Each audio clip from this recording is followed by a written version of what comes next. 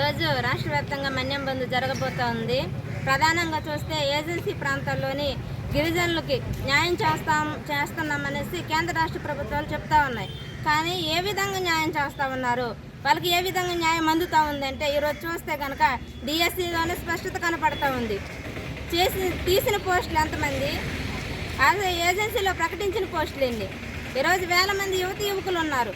కానీ వాళ్ళకి సరిపడా ఈరోజు స్పెషల్ డిఎస్సి తీయాలనేసి అనేక సందర్భాల్లో ఆందోళన చేస్తూ ఉన్నారు.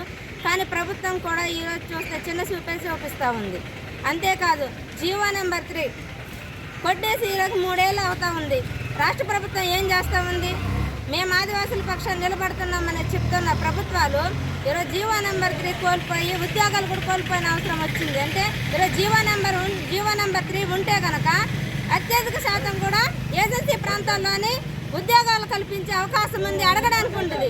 ఈరోజు అలాంటి గుండెకాయ లాంటి జీవో నెంబర్ 3ని రద్దు చేసిన ప్రభుత్వము దాన్ని పునరుద్ధరించాలని డిమాండ్ చేస్తున్నాం. అంతేకాదు ఈరోజు అటవీ హక్కుల చట్టాలు ఉన్నాయి.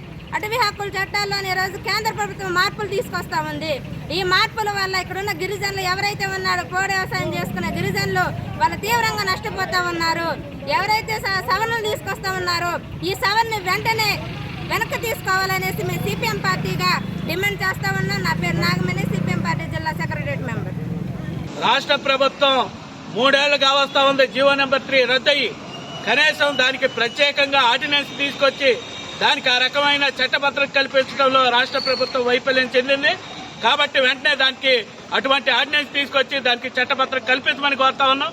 జీవో నెంబర్ 3 ప్రకారం ఏజెన్సీ ప్రాంతంలో 100కు 100% ఉద్యోగాలంతా స్థానిక గిరిజనులకు ఇవ్వమని మేము ప్రధానంగా డిమాండ్ చేస్తా ఉన్నాం. రాష్ట్ర ప్రభుత్వం 6100 పోస్టు నోటిఫికేషన్ ఇచ్చింది. అందులో ఏజెన్సీ ప్రాంతానికి ఉమ్మడి పశ్చిమ గోదావరి జిల్లాకి 14 పోస్టులు కేటాయించింది.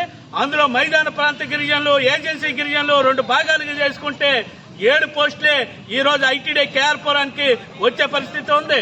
కాబట్టి మేము అడిగేది ఏజెన్సీ ప్రాంతంలోని ఖాళీలన్నీ భర్తీ చేయాలంటే ఏజెన్సీ స్పెషల్ డిఎస్సి ద్వారా వల్లే సాధ్యమవుతుంది. ఈరోజు అన్ని కాంట్రాక్ట్ అవుట్సోర్సింగ్ ఉద్యోగులు ఉన్నారు, సిఆర్టీలు ఉన్నారు, భాషా వాలంటీర్లు ఉన్నారు, రిటైర్మెంట్ అయిపోయిన వాళ్ళు ఉన్నారు.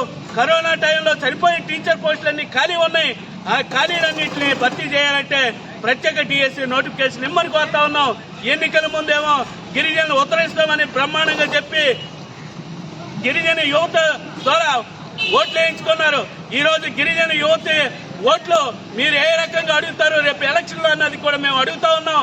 ఖచ్చితంగా మీరు గిరిజన నోటిఫికేషన్ ఇచ్చిన తర్వాతే మీరు ఎన్నికలు వెళ్ళాలి.